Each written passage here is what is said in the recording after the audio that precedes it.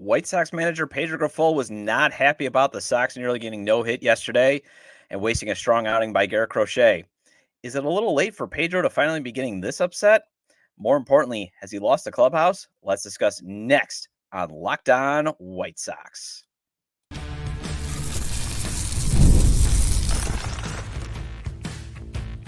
You are Locked On White Sox, your daily Chicago White Sox podcast. Part of the Locked On Podcast Network, your team every day.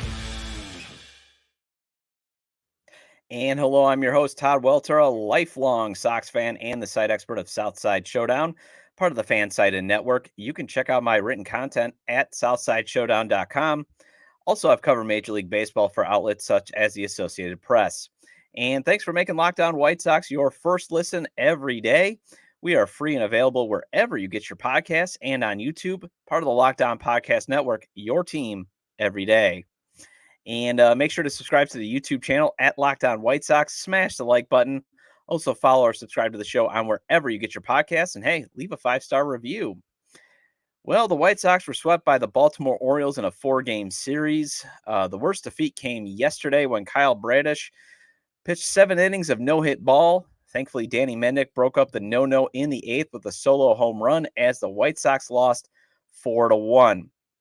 Manager Pedro Grifol was upset as he has ever been and had a very short press conference to voice his displeasure. I'll discuss those comments along with how catcher Corey Lee reacted. And I want to focus in on, is it a little too late for Grifol to act like that? And has he officially lost the clubhouse? Then let's talk about the Sox' upcoming 3-game series against the Blue Jays. And finally, it is Monday, so that means it's a Minor League Monday report. But today's episode is brought to you by Game Time. Download the Game Time app, create an account, and use code LOCKEDONMLB for $20 off your first purchase. Terms apply. Well, things are not going great for the White Sox as they are now 10 games through a brutal 39-game stretch of schedule. The Sox are 1-9 to start it. 9 losses, 9 times. They were swept by the Baltimore Orioles during a 4-game home series. I talked about Thursday's controversial loss and had a short on YouTube and TikTok regarding MLB saying that the 9th inning call that robbed the Sox of a potential tying the game or winning the game should not have been made. And then on Friday, well, the Sox lost 6-4 after the bullpen could not keep the game tied at 4 in the 8th. Saturday, Eric Fetty, he was outstanding on the mound. But the Sox had a 3-0 lead. And once again, the bullpen allowed the Orioles to blast some home runs late in the game to win 5-3. And then yesterday, the Sox bats were silenced by Bradish as the Orioles starter went 7 innings. He gave up no runs, no hits. No hits, struck out 11 and walked 4. Garrett Crochet, he was just as good. His scoreless inning streak reached 24 before Adley Rutschman broke it up in the 6th with a 2-run homer. Crochet went 6 innings, 2 runs, 3 hits, 11 Ks, and walked 1. And then the Sox bullpen, they allowed 2 more runs. So normally after a series is over, I like to go over who was good and who was bad. But with Grifol's comments, I kind of want to focus in on that. But if you just want to know who was good and who was bad, Crochet and Fetty, they were good. The bullpen was bad. There you go. After the game, though, after yesterday's game, Pedro Grifol was not happy. And this is the quote. I took it from Brian Sanlow's write-up and Sox Machine's James Fegan's write-up. And it's also on Twitter. You can also see the video on NBC Sports Chicago. But here's what Pedro had to say after the game. Quote, "I don't have much." Crochet pitched his butt off, and he used a different word for butt. We got no hit through 7 innings. We had a pitch hitter break it up. The rest of the guys, not the rest of the guys, but most of the guys were bleeping flat today. Unacceptable. That's all I've got. So here's the thing. Corey Lee, his reaction, and Corey Lee hit the ball the furthest and the hardest against Bradish, and that was in Fegan's Sox Machine write-up. Corey Lee said this, quote, "He's going to feel that way, and obviously we have a different feeling. He's entitled to his opinion also. I think that's a valid reason. It's nothing to hide about that. He has his opinions, and everyone is going to have their own opinions. End quote. And Crochet actually added, quote, "We just played a stretch against some really good teams. I don't think it's necessarily fair to harp on the losses and beat ourselves up too much. We've just got to put together a full 9 innings of good baseball," end quote. So it looks like Pedro's year and 2 months of just saying we got to flush it has really been bought in by the clubhouse, because that seemed to me to be their reaction. Well, just on to the next one. And we've heard it now for 8 months of Pedro Grifol guiding this team, 8 months worth of season. You just got to flush it. Just got to go on to the next one. I know Ozzie Guillen in the postgame show. And what does it say about just how bad the Sox are that the best part of the team right now is their postgame show? But Ozzie Guillen, he actually praised Grifol. It's on at White Sox Talk. You can check out the clip there on X, formerly Twitter. He was praising him for finally saying, "Hey, let's not flush it."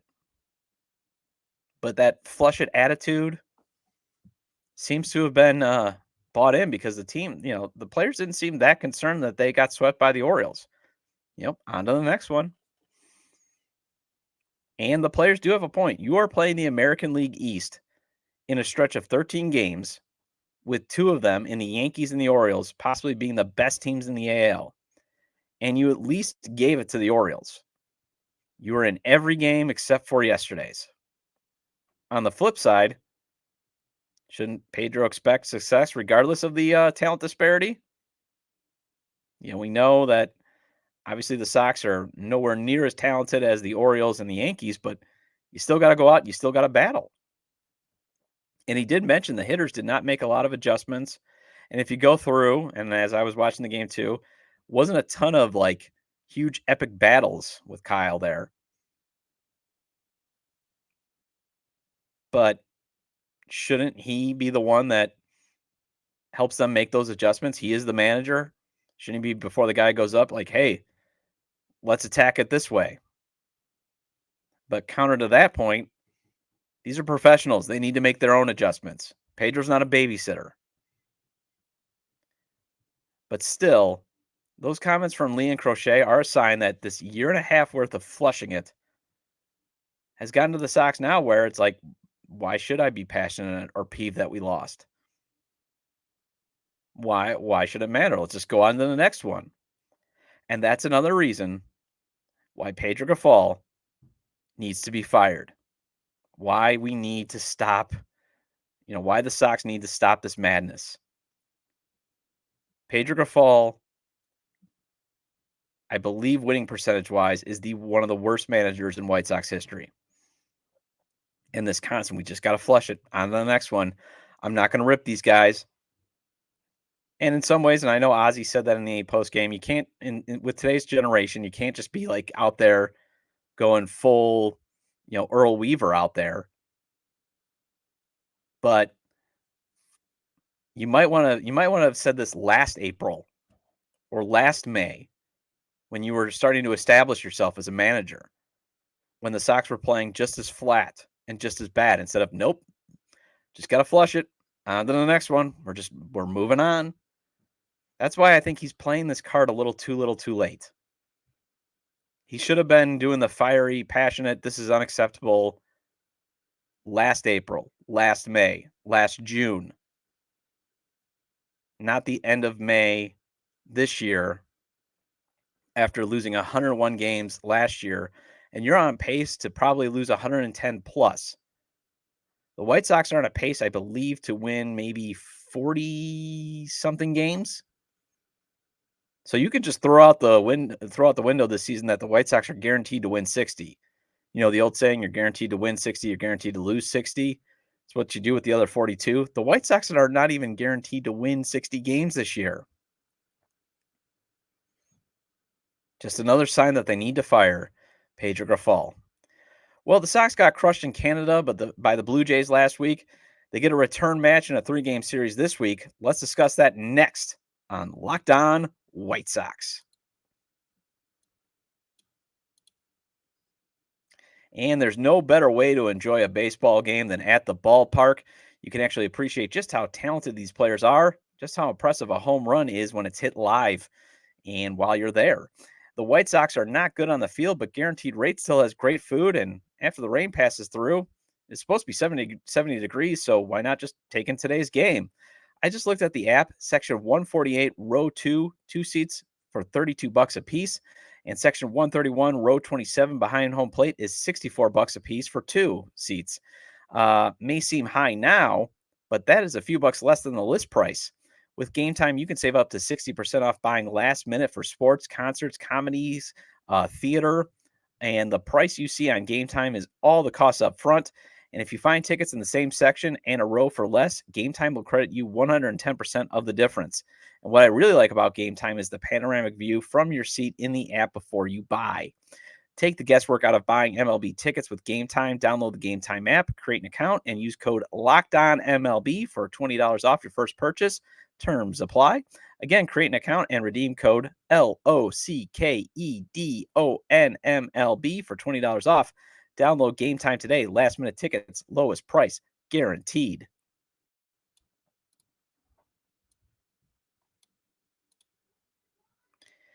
And are you watching Fox Sports or ESPN on your TV all day? Have to turn down the volume with all that shouting? Make the switch to Locked On Sports Today, a free 24/7 sports streaming channel program for you every day to bring you the biggest sports stories without all that screaming. Locked On Sports Today brings you can't miss analysis, opinions, and news streaming 24/7 on YouTube or the free Amazon Fire TV channels app, part of the Locked On Podcast Network. Your team every day. And the White Sox start a 3-game series with the Toronto Blue Jays and hope to snap a 5-game losing streak. First pitch is scheduled for 2:50 p.m. Central. Catch every pitch of the White Sox hometown broadcast with SiriusXM on the SXM app. Search White Sox. And with the rain coming in today, the game was originally scheduled for 1:10 p.m. The Sox have now moved that tentatively to 2:50. And again, welcome back into Locked On White Sox. I'm your host, Todd Welter, and thank you for making the show your first listen. There's lots of great White Sox podcasts out there. As I always ask, I just hope I'm the first one you take in. And make sure to subscribe to the YouTube channel at Locked On White Sox. Smash the like button, and also follow or subscribe to the show on wherever you get your podcasts. And hey, leave a 5-star review. Well, the Blue Jays took 2 of 3 from the Sox last week. And if you want to hear about how those went, you can always go back to last week's episodes. The Sox did get outscored 18-10 in that series, and they served as the get-right team for Toronto. Bo Bichette was coming in struggling. The Blue Jays hadn't won a series since April, and Bichette, he was crushing the ball, and the Blue Jays finally got a series victory since April. And one of the storylines and keys to watch in this series is, can the Sox avoid, again, being that get-right team for the Blue Jays? Because the Blue Jays lost 3 of 4 to the Detroit Tigers over the weekend. The other storyline to watch is, can the Sox actually get a win without Eric Fedde or Garrett Crochet in the mound? And I talked about it in my short on Saturday, but if my math is correct, 10 of the White Sox 15 wins this season have come when Fedde or Crochet are on the mound. And the Sox will have Nick Nastrini, Mike Clevenger, and Chris Flexen on the mound during this series. So can they finally win a game where Fedde and Crochet are not starting? Mike Clevenger, as I talked on last Thursday, was ineffective. I'll get to him in a second. Chris Flexen, he was okay on Friday night. Again, the Sox lost 6-4, and it was the bullpen that blew that 4-4 tie. But the Sox really could use, they could use a victory first because they've lost 5 straight and they're 1-9 in their last 10. But they really need to find a way to get a victory when Crochet or Fedde are not on the mound. Speaking of Nick Nastrini, he got crushed in his last start against the Jays. It was his 3rd start of his career in the majors. He gave up 9 runs. So can he bounce back? And I've talked about it before.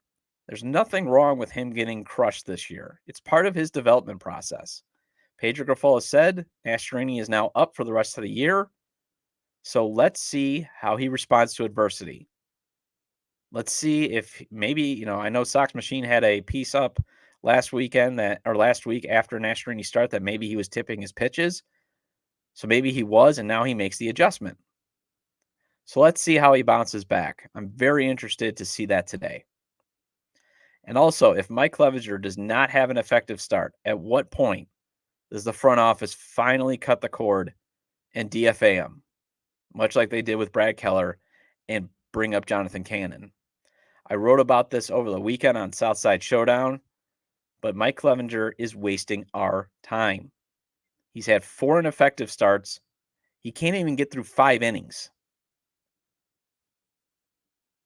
So at what point, if he's ineffective again, does the front office realize he's got no value on the market and he's wasting precious developmental innings at the major league level for Jonathan Cannon?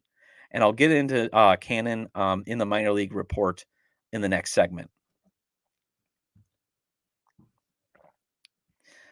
Finally, if Andrew Vaughn struggles again in this series, should the Sox consider benching him, or even, a more drastic approach, send him to AAA Charlotte? Because right now his slash line is 195, 260, 311. So I guess he hasn't broken out of the season starting slump like we thought he did.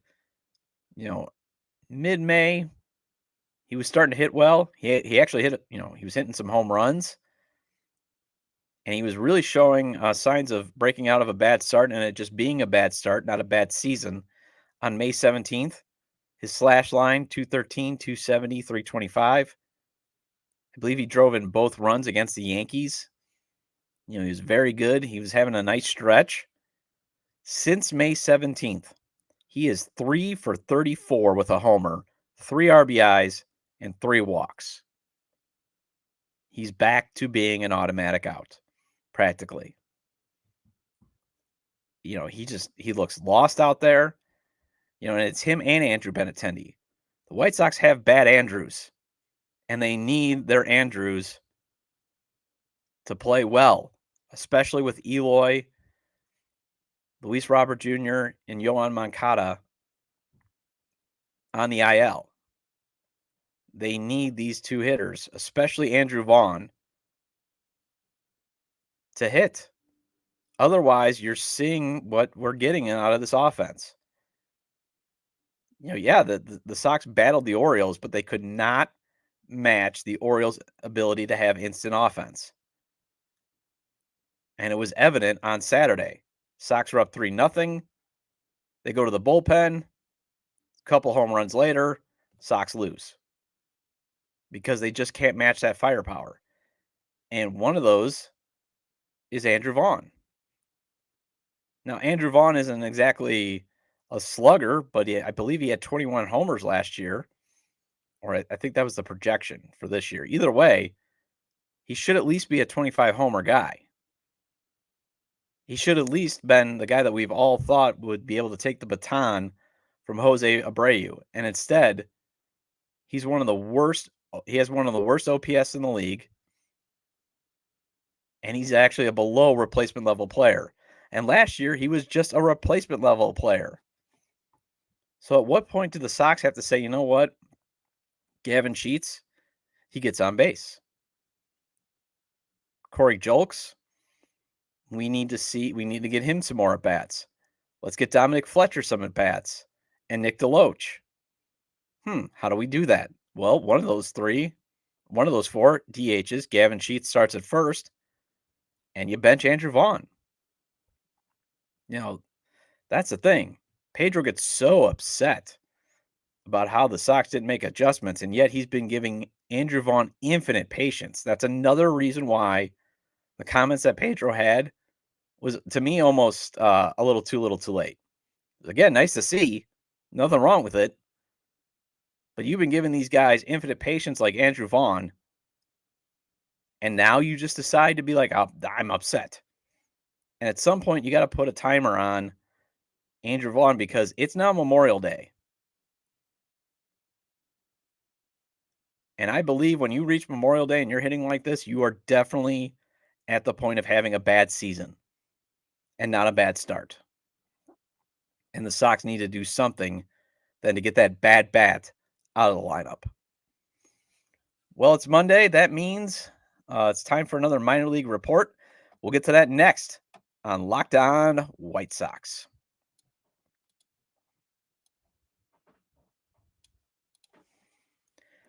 Get supplies from the site that's made for the skilled trade, SupplyHouse.com. SupplyHouse.com is a reliable way to order plumbing, HVAC, and electrical products online. Their easy-to-use website is packed with helpful resources and the latest product info to help you get the job done right.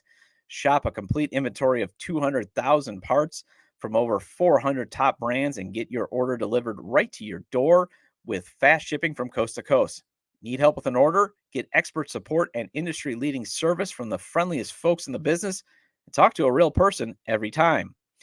Pros in the skilled trades can get a competitive edge by joining SupplyHouse.com's free TradeMaster program.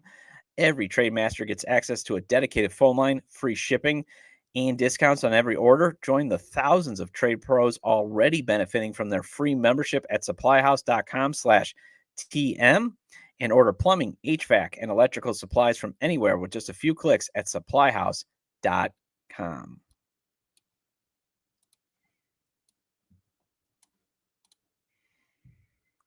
And the White Sox start a 3-game series with the Toronto Blue Jays and hope to snap a 5-game losing streak. First pitch is now scheduled for 2:50 p.m. Central. Catch every pitch of the White Sox hometown broadcast with SiriusXM on the SXM app. Search White Sox. And if you've stuck with me through this far of the show, really appreciate it. Love you everydayers. Hope you guys are having a good Memorial Day weekend. And hope at least the first 3 days of your Memorial Day weekend were good. Mine was pretty good. My daughter had her ballet recital on Saturday. We then took her mini golfing, and she got a hole in one. I am a terrible mini golfer, but one of the weakest parts of my golf game is putting. And then yesterday, went and saw the Garfield movie since it was raining in my neck of the woods. It's actually pretty good.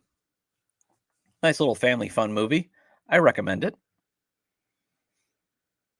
Hopefully, you fire up your grill today.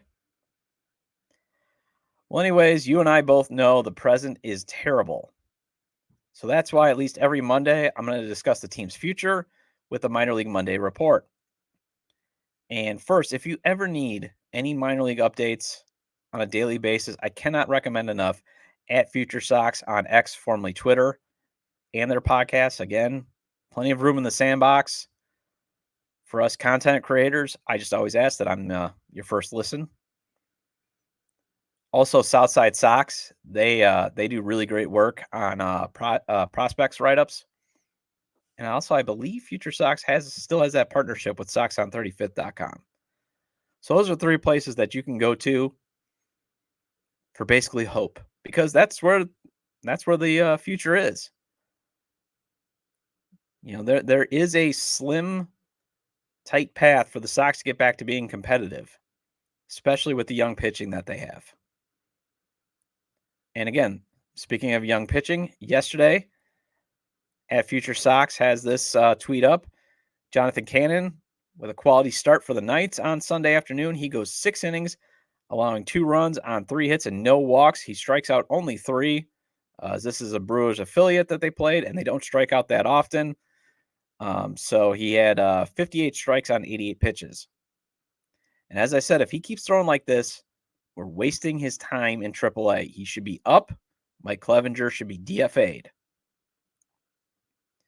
But the bigger news is last year's first-round pick, Jacob Gonzalez.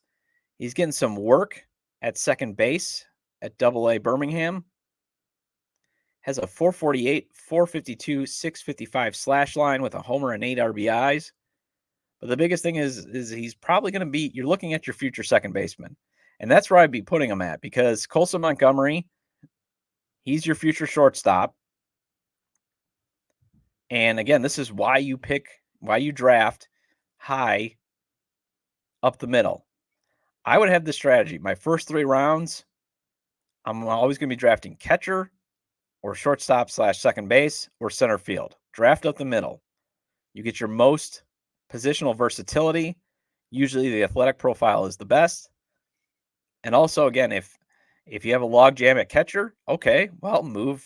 You might have a first baseman or a left fielder. Shortstop, always move to second base or third or outfield. Center field, you can move to right field or left field. The only exception that you should take is you should maybe sometimes look at third base because, again, if the guy can't field at third base, you can always move to first. You should never draft a first baseman.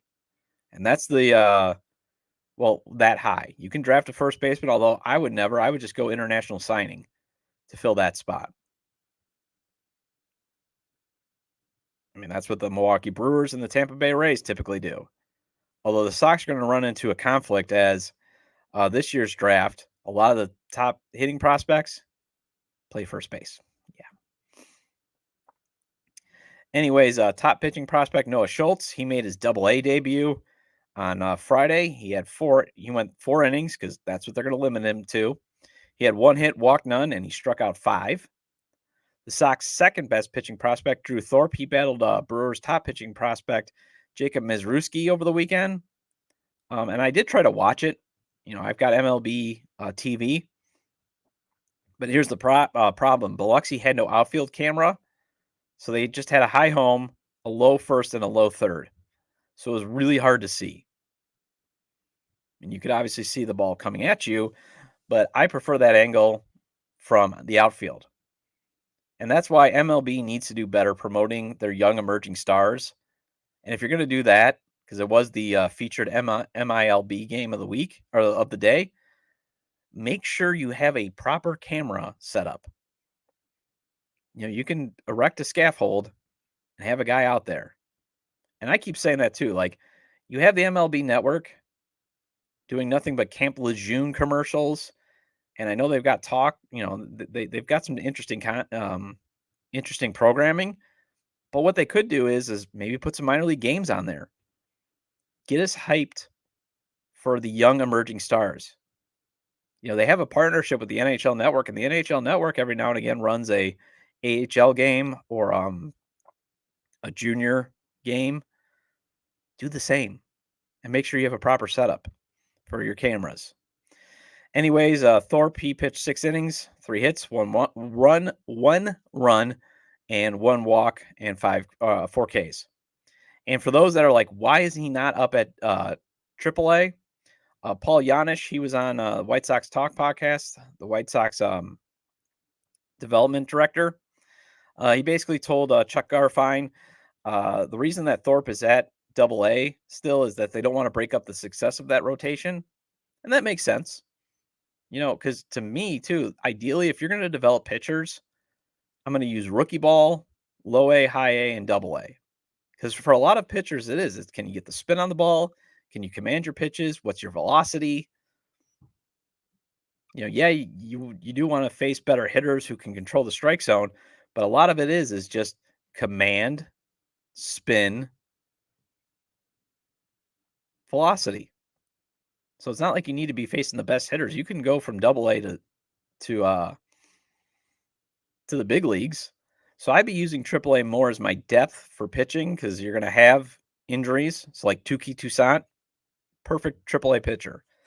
And yes, I would use AAA as my parking lot if I don't have a spot for them in the rotation like they did with Nick Nastrini and Jonathan Cannon.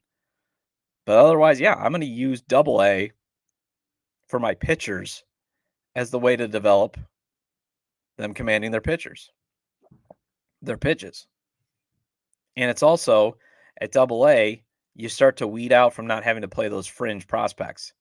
Because at low A, even high A, you're still playing against some fringe minor leaguers. Double-A, you're starting to play with guys who have a shot to get to the big leagues. So I got no problem with what they're doing with Drew Thorpe. Anyways, this wraps up this edition of Locked On White Sox. Before I go, Locked On has launched the first ever national sports 24/7 streaming channel on YouTube. Now it's also available on Amazon Fire TV in the free Fire TV channels app. Locked On Sports Today is here for you 24/7, covering the top sports stories of the day with local experts of Locked On, plus our national shows covering every league. Find Locked On Sports today, now available on the free Fire TV Channels app. And I'll be back tomorrow to discuss how Game 1 of the 3-game series went with the Blue Jays. Make sure to subscribe to our YouTube page at Locked On White Sox. Smash the like button and give a 5-star review on wherever you get your podcasts. And let me know your thoughts on today's topics regarding Pedro Grifol getting upset and the players' response to that. What to watch for in this 3-game series with the Blue Jays and the Minor League Monday Report. You can leave them on Twitter at ToddJDub or email me at lockedonwhitesox@gmail.com. Have a great day. See you tomorrow.